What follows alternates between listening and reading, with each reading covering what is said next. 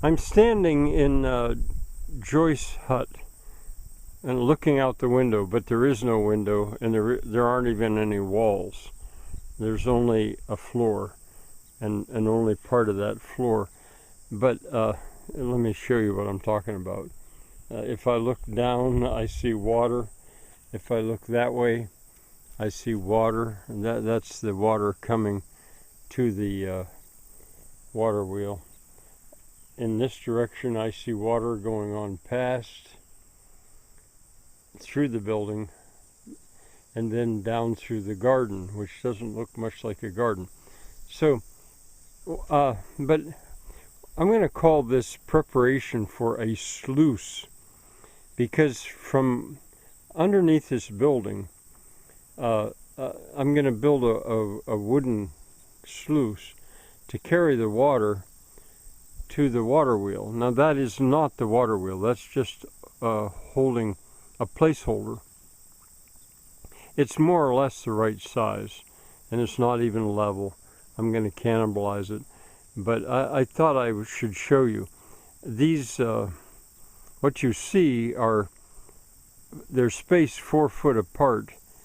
The lower member is 5 foot, and the upper member is 3 foot. And it's on that upper member that I'll place the boards, sort of like those right there, that will carry the water with a liner.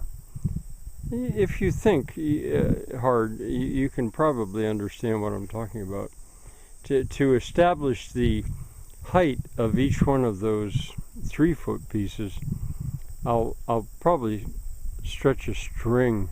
I'm not sure exactly how I'll do it, but each one of them will vary.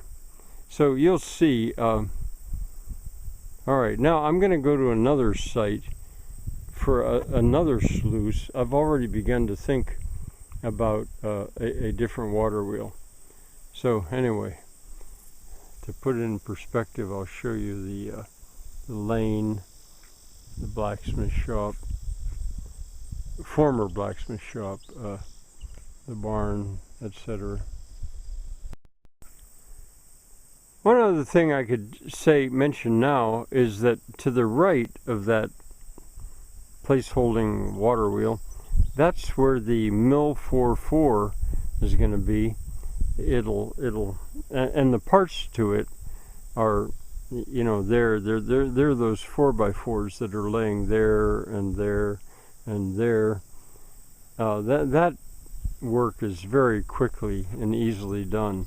So if you could imagine, that's where the mill will be, 4-4, and the wheel beside it. All right, here's another site. That's that blue water wheel. That's what I've called it all along, made of blue coffee containers. That was a lot of coffee I drank. Anyway, here is the water supply. This is August. This is the driest time of the year, so I can certainly bring water here for most of the year. And my issue is going to be to see if I can keep that water at that height, past that walnut tree, how far and how deliver it to the water wheel. And I had laid up 4x4s in a pipe, almost anything drastically, to try to see what it looked like if I got water there. How high could I get the water? I'm going to take that stuff apart, and I'm going to start, I think, right now after I finish this video, and prepare to make a much better sluice, a more permanent one. Now that water wheel is not going to, even if I'm able to go over the top of it, which would make it possible to be an overshot, I still think I will make it what's called a back shot, or a pitchback wheel. You know, there's undershot wheels, overshot wheels, brush shot wheels, and most people think, oh, that's all of them. Well, no, there's also one called a pitchback wheel. sometimes called a backshot wheel, I think. And I'll tell you right now why I'm doing that. It's because there's going to be a secondary and maybe a tertiary source of water to that wheel. And if it's a backshot wheel, those sources of water can add to the supply. There, I'll leave you with a scene of destruction.